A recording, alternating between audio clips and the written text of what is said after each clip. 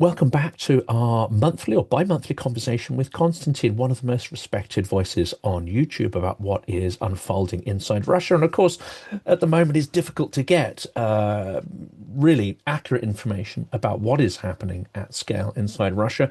But I think Konstantin is one of the best sources to try to piece that together at the moment. If you're not following his YouTube channel, please do. If you haven't supported his work, then also, if you can, please do that as well. Details in the description of the video. And before we get further into this, thank you to everyone who's supported this channel too through Patreon, Buy Me a Coffee. It's allowed us to go to Brave One in Lviv recently. Without your support, I couldn't make these trips and record these episodes. And also, we are doing various campaigns to try and support Ukraine to remain resilient. Check that out in the description of the video. Konstantin, welcome back. Jonathan, thank you so much for having me. It's a pleasure to be back. I enjoy our conversations always, and let's have another great one. They are a source of not just stimulation and pleasure for me, but a source of, I think, critical information which people can't really get from any other sources, especially if they are especially if they're English language and they don't have access to resources in Russian or Ukrainian. I think you can get quite a distorted view of that.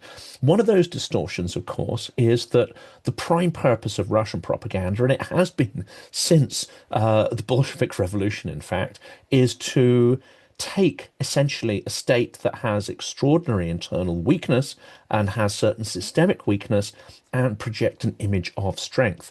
Fundamentally, isn't that what, Russian propaganda has been doing throughout this war as well, creating the picture of, well, you might support Ukraine, but actually we're huge, we have infinite resources, we'll never be beaten, so yeah, why bother? And that's still the prime objective. Well, I don't have much to add to that. You're absolutely right. They have painted the picture of Russia, the great, the strongest, the mightiest. There was a period right after the start of the war in 2022 where Russian propaganda was put on pause because Russian army crashed magnificently, and there's not much they could say. From army number 2, it became the army number 102, perhaps, in the world. But then Certainly the they second regrouped. second strongest army in Yeah, Russia yeah, when yeah, in the Kursk world. was No, invaded. Yes. yes, exactly. And then, but they regrouped and they've been painting this picture of greatness of Russia at all fronts: economic greatness, military greatness, cultural greatness. That's very important. So yeah, that's what we see. And unfortunately, a lot of people are buying it outside Russia. And of course, it's not just projected informationally and through diplomacy, culture, and all the other tools that have been weaponized to try and project that idea of strength. We must understand that Putin is also a KGB operative. So, of course, underpinning the idea of strength is also the idea of fear. And if your adversaries cease to fear you, they will not believe the narrative of strength.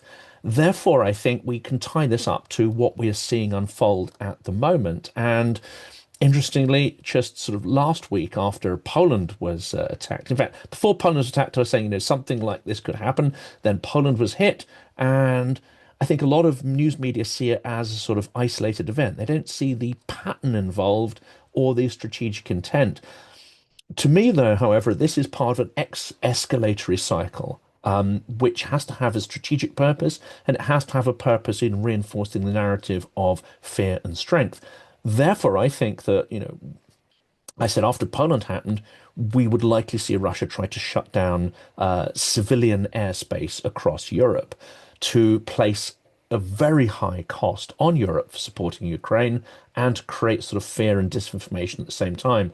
And I said this is the next couple of weeks. It was actually 3 days later.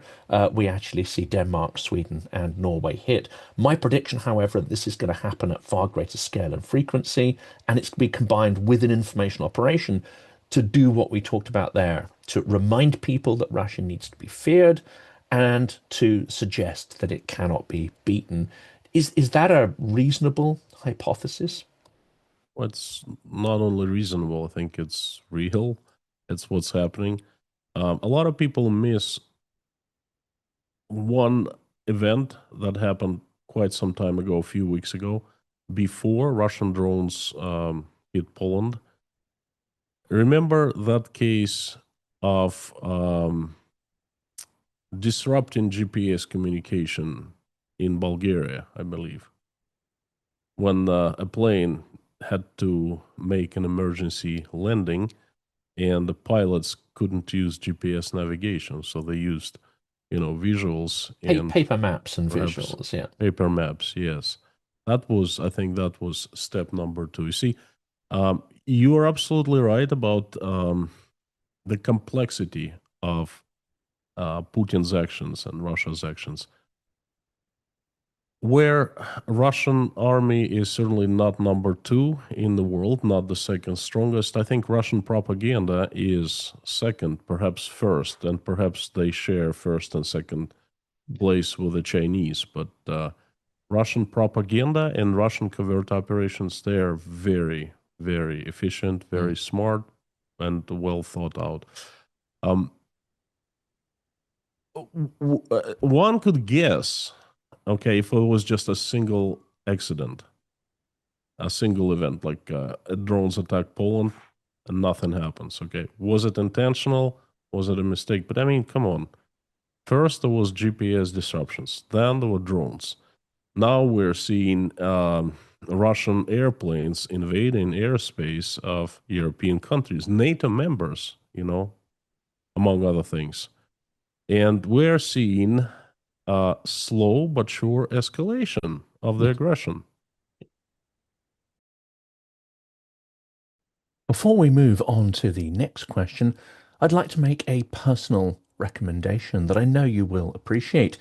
You may have seen my interview last week with the producer of the film series Kiev of Mine, Ronnie Apteker. Well, I've partnered with them to help raise awareness of what I believe is an important series of films made for a Western audience to help break through absurd stereotypes about Ukraine, some of which, of course, are amplified by Russian propaganda. You can watch these films for free now. Details in a second. Kiev of Mine is a documentary series about Ukraine's extraordinary capital, which I had the privilege to visit for the first time in January this year. The film production began in 2018, and of course, much has changed since then. It's now 2025, and the story is far from over. Kiev of Mine is a fast-paced, beautifully filmed, humorous, fun, insightful, heartbreaking, moving, and hopeful work. The very antithesis, in fact, of a doom-laden and worthy wartime documentary. This is a work that is extraordinarily uplifting. My friend Operator Starsky says the film is made with so much love. The film series will make you laugh and cry. It's the only film about Ukraine that began before the war yet has traced lives through the tumultuous times, and which follows the lives of more than a dozen Ukrainians in real time. This is an historic period told through highly personal and emotive stories from Kiev's days of emerging prosperity after the Maidan Revolution through COVID and the full-scale invasion. This film is a breath of fresh air. Ukraine deserves a better conversation in the world, one that isn't centered around war, says Julian Ellis, filmmaker on Kiev of Mine. It's hard not to argue with that, and the filmmakers have fully delivered on this promise. This is essential watching for anyone who calls themselves pro-Ukrainian, but I think it's also vital to get friends, colleagues, and family to watch it too, because the reality is few people have a vivid impression of Ukraine or any direct connection with its people. War is inhumane and abstract. Building an alternative perception is essential for engaging the world with the importance of Ukraine's struggle. And we have to Definitely. maybe logically extrapolate forward. Where does that lead to, and what is the strategic purpose of it? And it leads to rather a scary place. It suggests to me that it is not impossible that this might not lead to, in the first instance, seeking to shut down European civilian airspace, destabilizing various governments across Europe to say, well, look, this is what the support for Ukraine is now costing your economies. Do you still want to do this? Is this still the choice you want to make? I think we'll see information operations combined with those extreme costs imposed on the civilian population. But the worst case scenario, of course, is an invasion of the Baltics, and that is being dismissed by a range of experts in the West. I have to tell you, every Ukrainian I speak to, every single one, whether they are sort of civilians, civic society, military, and you suggest that idea to them and they say, absolutely, they can and they probably will. It's a scary thought, a very, very scary idea of Russia invading more countries. And as Russian, I'm not, I'm scared for the Baltic countries, and I'm also scared for Russian people. It's going to be a disaster for Russia. Not for definitely for Lithuania, Estonia, Latvia, but for Russia as well. Hmm. I mean, they Um, have huge ethnic Russian populations there. I would imagine that some of those will collaborate, some of those will find themselves locked up and tortured, probably. I that I'm not even talking about the Russians, ethnic Russians who Yeah. live there. I'm talking about Russian people because their future, Russia is going to be wiped out of the maps. Okay, if that happens, um, it already has future in peril. Is it the right word? Yes. There are so many things have happened that basically erased good future from lives of Russian people and their children and perhaps their grandchildren. But if Russia attacks more countries, more neighbors, then that's going to be a big war, and that's going to be the end of Russia. Very scary. I have one doubt. I don't think that Russian, Russia is strong enough currently to support two wars, not one. In terms of military personnel, there aren't enough soldiers, there aren't enough armor, not enough fuel, um, definitely not enough money. Mm. That I am absolutely sure of. But then again, both Lithuania, Estonia, and Latvia are fairly small countries with not a big population, and if it's a big gamble because they're still part of NATO. Okay, and Yes, then they exactly. Yeah. invoke Article 5, and then what's supposed to follow is the whole wrath of NATO countries. Okay, that's what the NATO basically stands for, to help members out through Article 5. Um, This if is the that thing, though, doesn't isn't it? happen, If that doesn't if happen, it that's a whole if different it world. doesn't happen, yeah, if it's, I mean, this is so very, very, very scary thought. Russia would not just attack the Baltic countries; it'll attack NATO, the entire organization. Okay, and how NATO responds, that's another question. So if NATO doesn't respond, then yes, it would be fairly easy to take over those countries. Unfortunately, they're much smaller, and then look at them compared to Russia. Russia is large and in population, and And doesn't care about um, casualties. I think that's the other. Latvia. Yeah. No, it's just that they have so much. Russia is so much more massive, so has so much more weight. That it just can like push its way through. You know what I mean, into the countries, and of course, no one cares about population losses, about Russian lives of Russians disposable. That's what they think in the Kremlin. Yeah. It's a very scary thought. Yeah. I mean, let's turn. Possible, it is, yes. It's possible, Probable, isn't it? but we have to agree, and we talked about it before.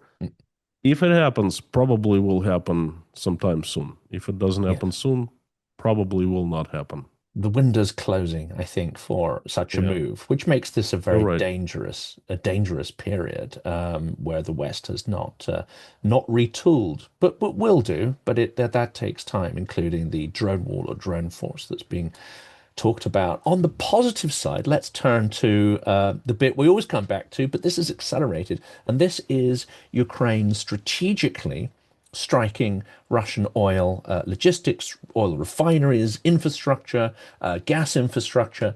This has really gone into a much higher gear since the last time we spoke. And it also is done with an extraordinary amount of consistency and I would say boldness. So, for instance, they hit the oil plant run by Gazprom in Bashkortostan for the second time in a week.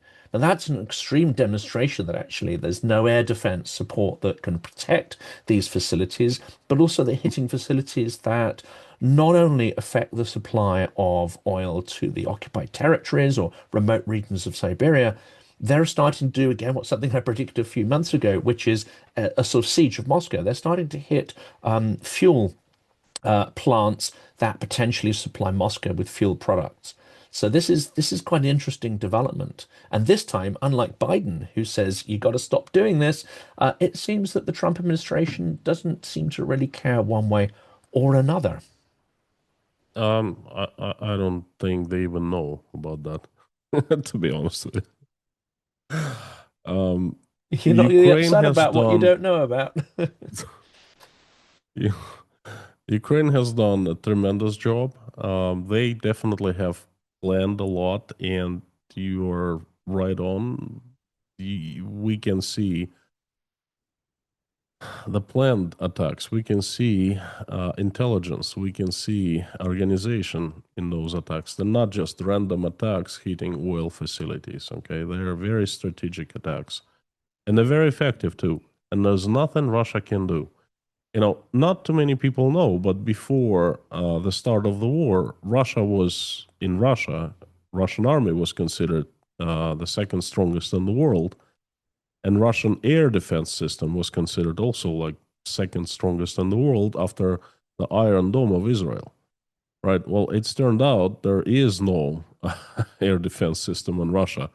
Uh, they can only defend Putin's palaces, residencies, the Ministry of Defense HQ, and very, very few buildings that they find important. Everyone else is left without air defense, and we're seeing that there are hundreds of attacks on Russia every single night, not just on oil facilities, but all over Russia. They're disrupting uh, different manufacturing facilities. They're disrupting airspace of major airports in Moscow. For goodness sake, in Moscow, Moscow airports, the holy grail of Russia.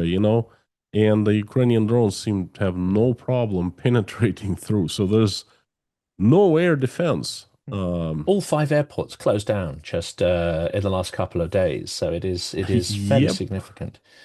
yep, yep.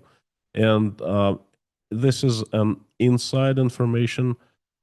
I know a person who, was they tried to recruit him into the position of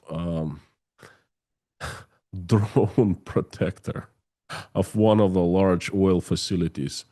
I don't want to reveal location, but basically, that they would give him a shotgun and they would place him on some kind of a tower to watch over the skies. And if he saw the drone, he'd need to shoot from the shotgun. Not That's the not the best air best. defense they can come up with. It's not the Yes. best, but it's the best they can come up Yeah. with. I And mean, having said this that, is, around Kiev you have mobile defense units with old Maxim guns. This is like World War One, World War Two style. But you have them mounted on vehicles. They have a degree of maneuverability. But yeah, shotgun.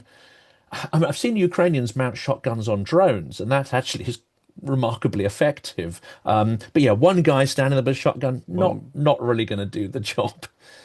yes. And then he asked what they want him to do. And I said, oh, just be there as body.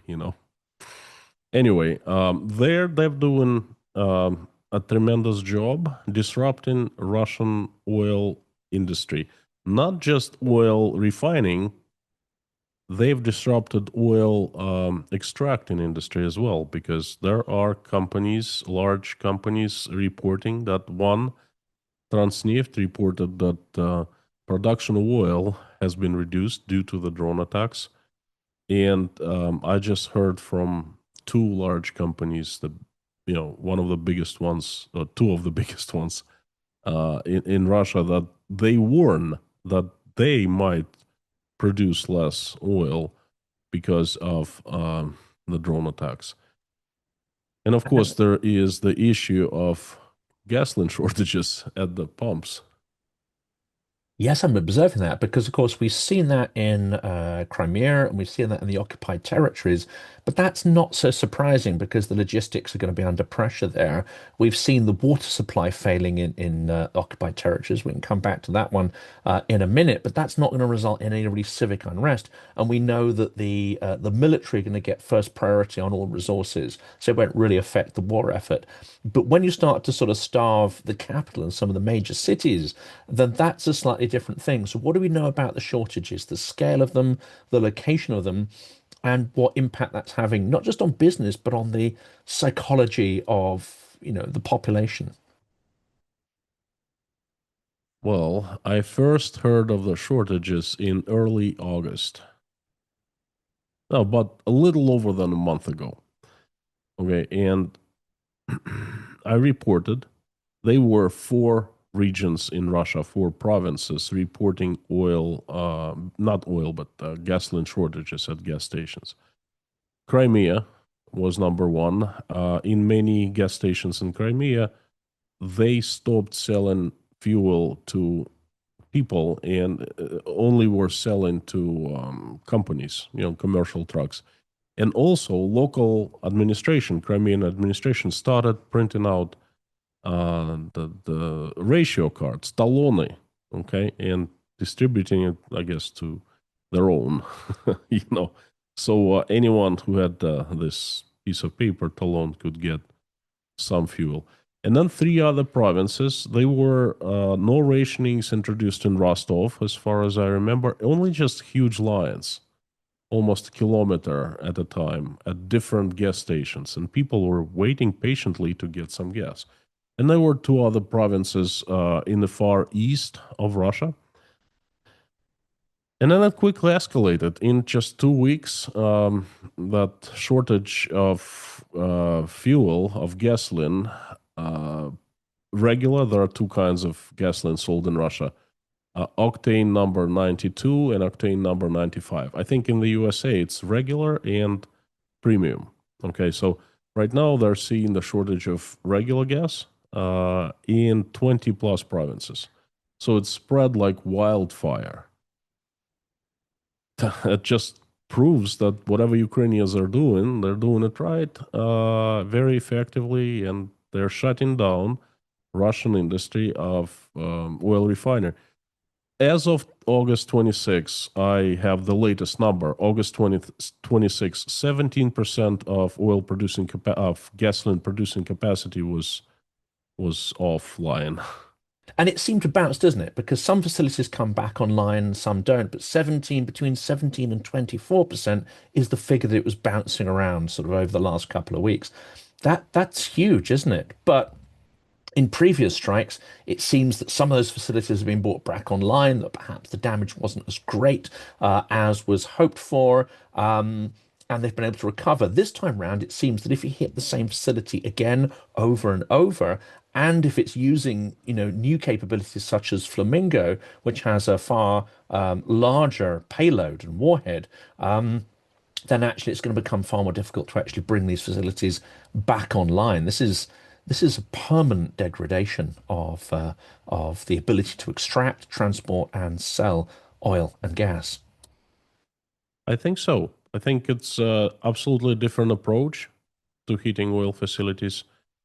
Before it was just you know, isolated attacks on oil refineries, on oil storage facilities. Now we are seeing a very strategically placed waves. Drones come in waves, and they hit the same targets on multiple days. So the facilities cannot be fixed. Whatever they fix gets destroyed again.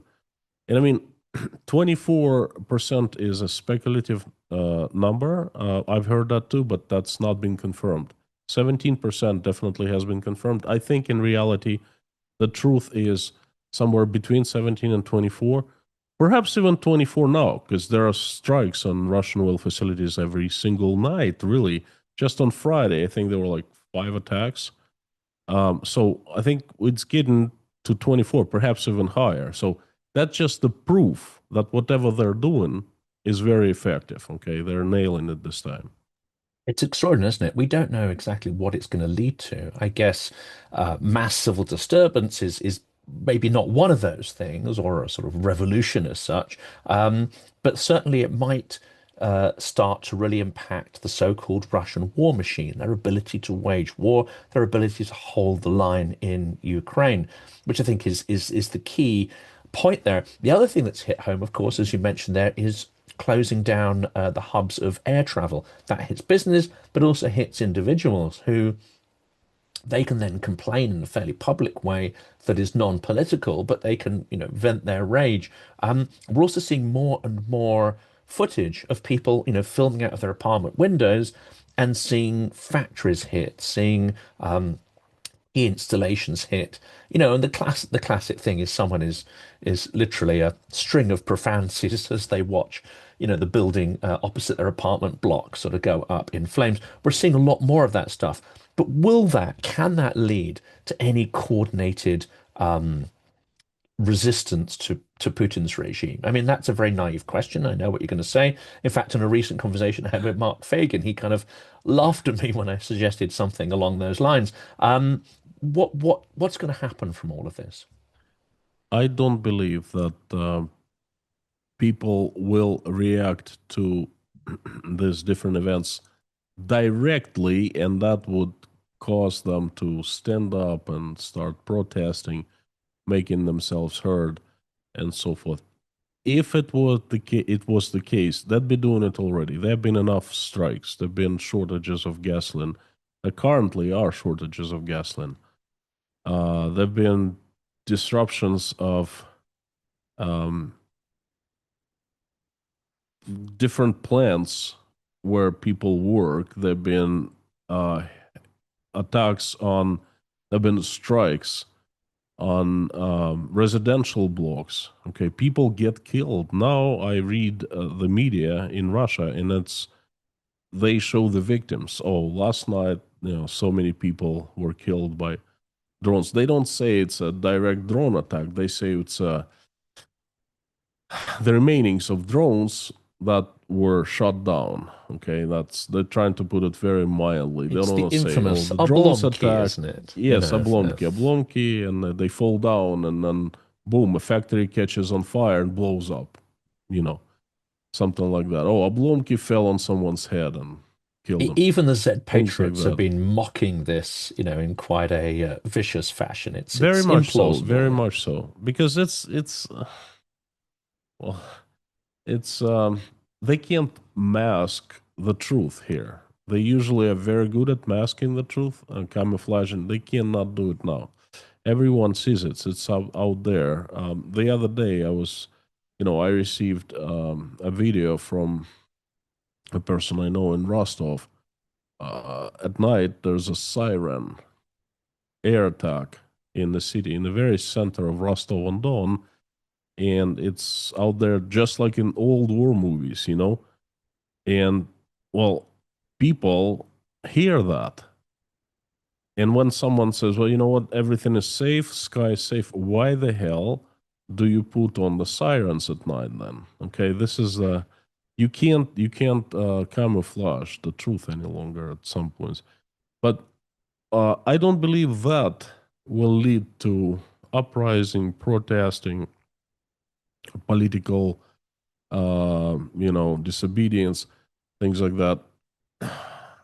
Russians are professional sufferers, and that's not going to move them to stand up. But what happens is we are getting, Russian government works in a strategy of stepping stones, making small changes. And then over a period of time, there's one large cumulative change, so to speak. And then the same thing might happen when a lot of things happen over a long time and anger builds up, depression builds up, questions build up. And then sooner or later, they would lead to reaching a certain threshold and people actually start doing something. There have been two instances of, um, I can't really say it protesting, but dissent perhaps. Anyway, in Bashkiria and in Altai province of Russia, there have been two raids by the KGB on political, well, social, not political, social activists. And basically, older women were standing up saying, hey, what the hell is going on? Why do our boys come in back in coffins? Why do they make decisions in Moscow that affect our lives? Why do they send their politicians to lead our provinces? We got to take charge. And then the KGB has made arrests today, and they are scared of that because it is very possible. They're scared of old babushkas standing up and making themselves heard. Okay, um, they know that all these bits and pieces of protesting here and there can combine and lead to bigger protests, much more difficult to squish. So my answer is directly, these events will not make people stand up, but they will definitely cause enough pain, enough troubles, enough fear, uncertainty, and that will not go unnoticed. Okay. And then down the road, sometimes in the future, that might happen combined with other things. Okay. Not just because of the drones and successful Ukrainian drone attacks, but because that combined with other things that might happen in the future. That's my answer. And there are other effects as well, of course, aren't there? We see the economy is in a dire position, and we've been talking about that for, well, since our first conversation. But now there's the real evidence. The sovereign wealth fund is over, rampant inflation, and the bubble that actually was created by the huge flow of investment into the military industrial complex through the war, that bubble has really started to burst. And the money isn't there. These enterprises are not economically productive. They're not going to cascade wealth down the economy because they're creating things that are going to sort of go boom in Ukraine, and that's the end of the economic cycle. This is starting to come home, isn't it? And again, I was my question was considered perhaps naive to a recent guest. I suggested the recent comments by Nabiullina and German Gref and others, do they constitute opposition to the regime? And Mark Fagan said, no, absolutely not. You have to understand how this works. It is their role to highlight problems which might actually get in the way of the government's core strategy. It's absolutely not their role to question the strategy or the war, and indeed they haven't done that. But what they are flagging is some extreme indicators of economic stress. That you can't argue with that. If you recall our conversations from a year ago, a year and a half ago, when Putin was just, I was going to say campaigning, but he didn't campaign. Putin was going to be made the president of Russia one more time.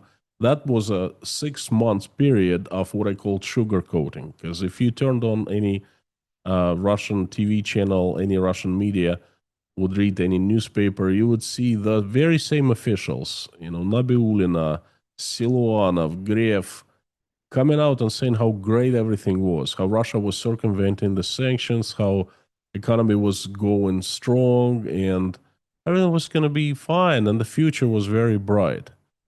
And then they carried on throughout the summer of 2024, and then all of a sudden the tone of their voice is changed. All of a sudden, not so bright future any longer.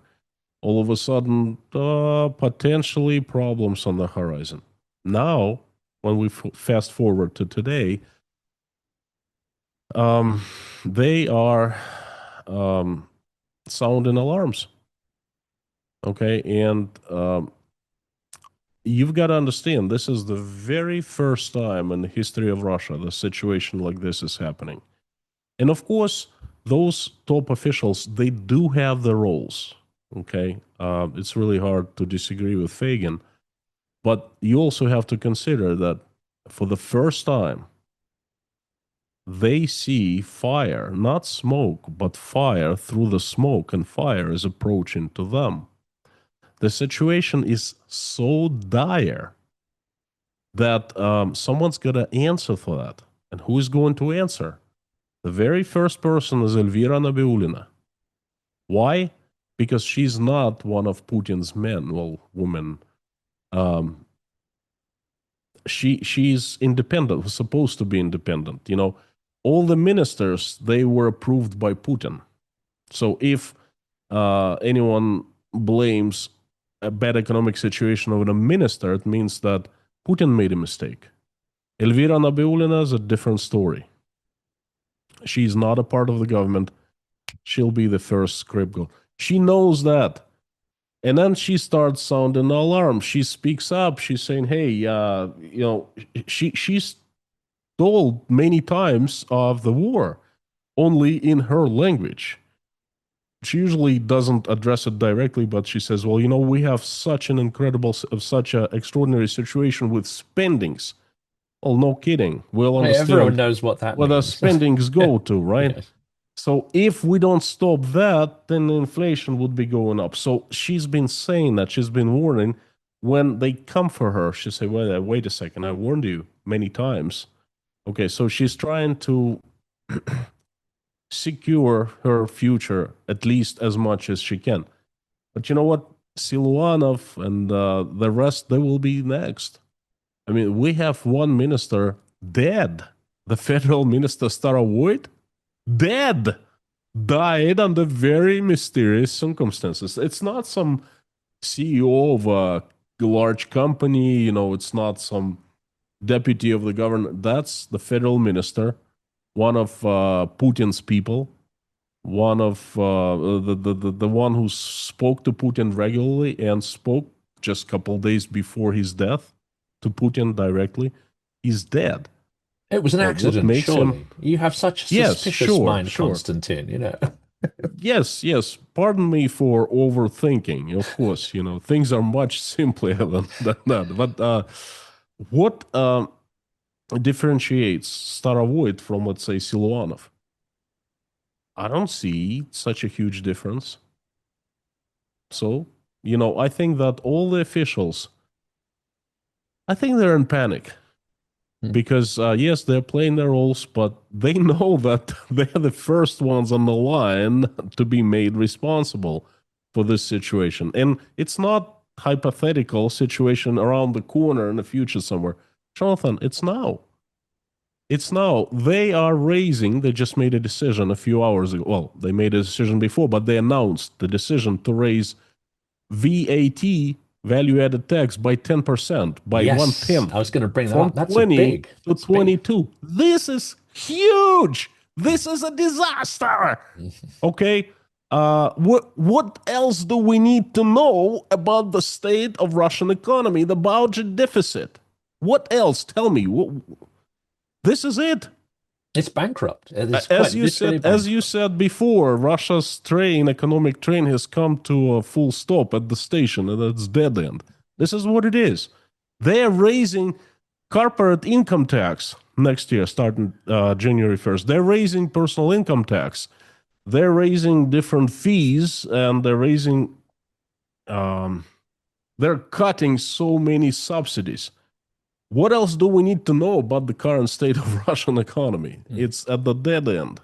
And at the same time, they are tightening the controls over the internet. They're tightening all sorts of controls over anybody showing any sign of, in any way dissenting from that line, even if it's the mildest possible dissent. They're trying to tighten up controls over education, etc., etc. So that's the other flip side of it. If you feel you're losing control, if you feel that you can no longer, really count on, well, what do you do as a Russian tyrant? Well, of course, you turn to terror and fear. You turn to control and manipulation. And it seems that those measures are galloping now. I will break it down to a very simple scheme for you and for the viewers. Uh, Putin has two scenarios. The first one is called carrot, and the second one is called stick. Carrot is money. Russia has been lucky to have fossil fuels, abundance of fossil fuels to export. It's been exporting for the past 50 years. Okay, and this the richest country in resources in the world. And Putin always had lots of money at his disposal to fix any problem with money, to flood people with money, to shut them up. And that worked. Every single time it worked. Well, not every, very rare occasions it didn't. Then he used sticks. And we understand what sticks are. He used a stick on, I forgot Boris the name. Nemtsov. Sorry. Nemtsov, of course. Nemtsov, yeah. He used the stick on Nemtsov. He sent a message to all the opposition. Now, you know what? He's gonna use he's run out of carrots for people, for the politicians, for the members of the vertical of power, for the judges, and for regular people. Okay, everyone hears that siren in the middle of the city at night. You can't hide it. Okay, and you don't have much money to give people saying, "Hey, look, take this and shut up." No, instead he's going to use sticks. And one of the sticks is, there's plenty of sticks out there. Legislation that doesn't allow anyone to say anything any longer. This status of foreign agent that anyone can get these days. That anyone can be arrested for spreading fakes. If you open the mouth, you break one of Russia's laws. Then of course they would they are going to silence internet, to strip Russian people access to internet, because they get ideas from reading different sources, from listening to different people. The government doesn't need that. That's also one of the sticks, and there are plenty of others. So he's run out of carrots. Now he starts using sticks. And now he's sending a message, I'm serious about it. And also something we've discussed numerous times is, of course, as these things accelerate, we see the state trying to requisition more and more resources, and that means basically taking businesses off people. And we've got another great example of that, which is the Urals businessman Alexei Bodorov has just been arrested.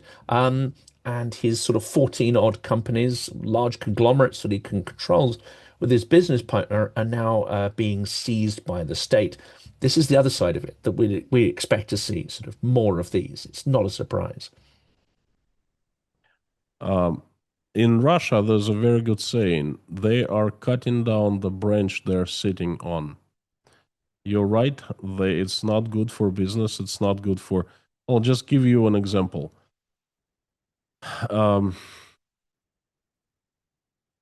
You increase taxes, and then you get decrease in tax collection. Why?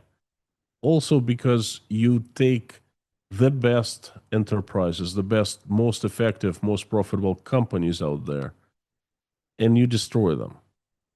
Because if you take a company from owner who created the company and nourished it and grew it, and you put state employees in charge of it, I mean, the company is destroyed. There are numerous examples. I don't know. Take Danone, a French company, Danone. It was stolen from the rightful owners. It was given to the state, and then it was transferred from the state to the Chechnyan owners, new owners. What is up with Danone right now? Performance is down big time. I can't say that the company has been destroyed, but it's on the way there. It's And the very clear. quality of the And products goes down almost immediately as well, one would assume. everything, quality of the products, the competitiveness of the products, the prices go up, the personnel leaves. If you get the company, it's just given to you, transferred to you. You are not in the long run, taking care of the company. No, company business is a child, like a child. You have it, you love it, you grow it, you put so much love into it, so many efforts. I've had businesses before. I started companies and I grew companies. I sold some of them, and it's your child. Right? You do business with love. You grow company. Look at Kamenshik, the guy who built Domodedovo Airport. I think that's the best example, the best ever. Okay, Moscow's best airport, Domodedovo. I remember before Kamenshik took over, it was basically a hangar, large storage facility with registration desks inside. Okay, and I now it's one of the remember. I'd world's. been there on an Yes, in the internal flight. 90s. Yeah, it You was remember. Then, yeah. grim. Yeah. And then East Lion, this company owned by a fellow, his last name is Kamenshik, took over the airport, and it built it up into something wonderful. If you travel to Domodedovo now, you don't recognize it. It's absolutely a great airport to be at, to depart, to come to. Everything is well thought out, developed. There are different facilities, plenty of services, plenty of rest areas. It's just wonderful. Well, they steal airport from him. The official reason?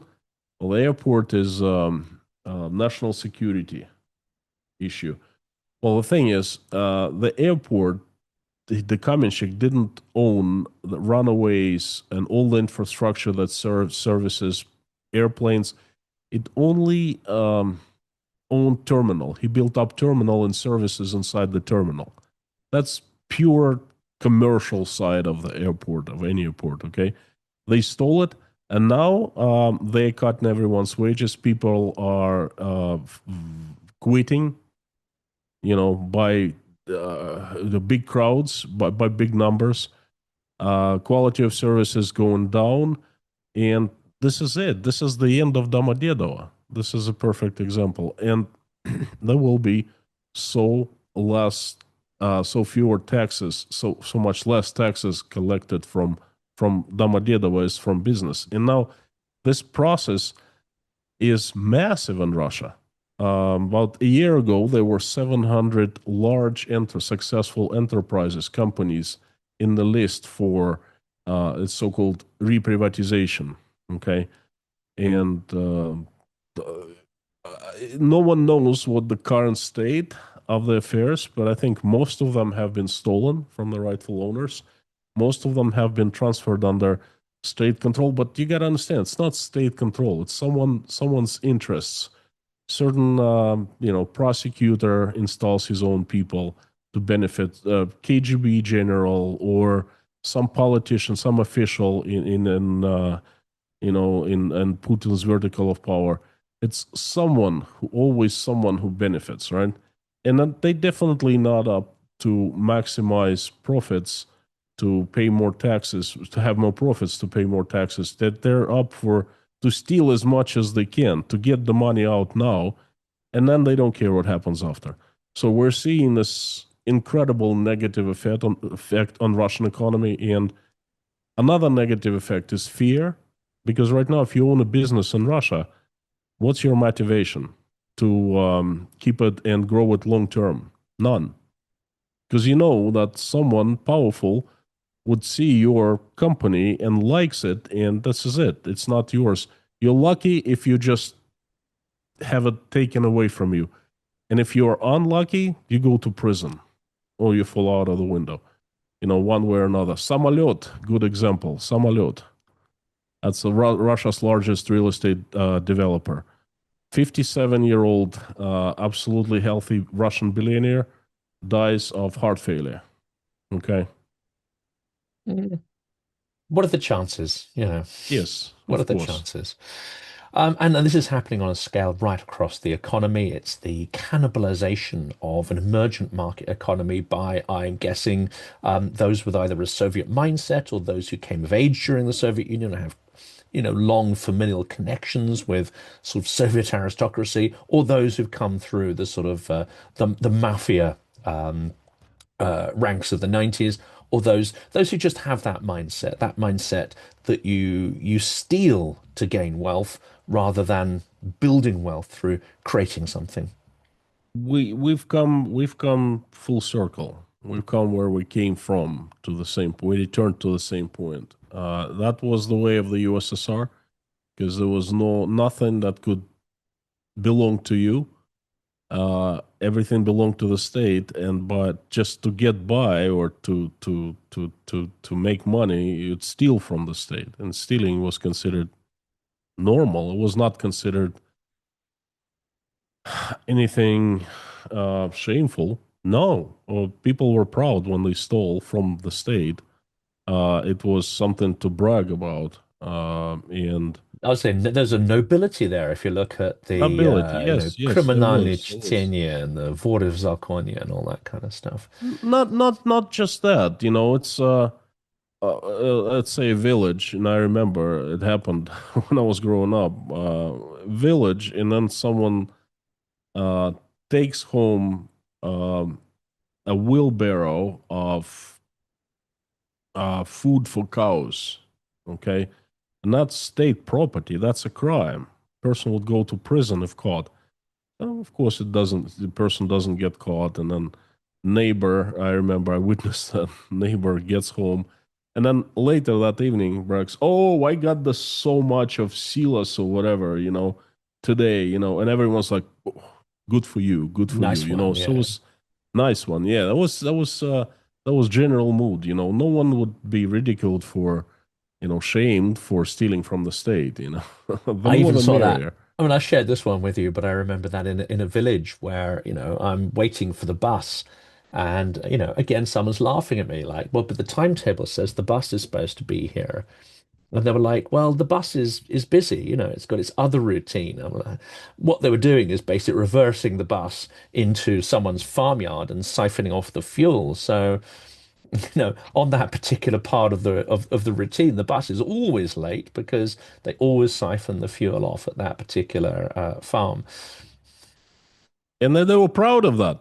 Of And no course, one no one proud as shamed them. punch, Said good, proud as good, good, punch. good, good. Yeah, Yes. I'm the idiot for So not, realizing what was going on. My favorite phrase uh, when I was going to go to the market and buy something, and I said, "Oh, I'm going to have some money. If I'm going to go get some meat for shashliki." And someone turned to me and said, "And dingami udara kupit," which means any idiot can buy something with money. It'd be truly clever. You got to find out a way to steal it and get it for nothing. But there we are. I mean, the very, very last question I was going to ask, and this is an interesting one. It seems to me, and from conversations I had last week, Russia is able to maintain its war at this point only with the support of China. If China was to withdraw support at this point, economic support, support with supplies, support with components, the support that enables North Korea to become the armaments factory and even provide, more meat for the cannons. At this point, if China was to say to North Korea, desist, and if China's withdraw support from Russia, it would essentially collapse like a burst balloon. I don't know if that's likely or whether China's going to double down on its support, but do you think it's fair to say that the withdrawal of Chinese support at this point would be catastrophic for Putin's regime and his war machine? it's hard to say whether it'd be catastrophic, but I think it will be a huge blow.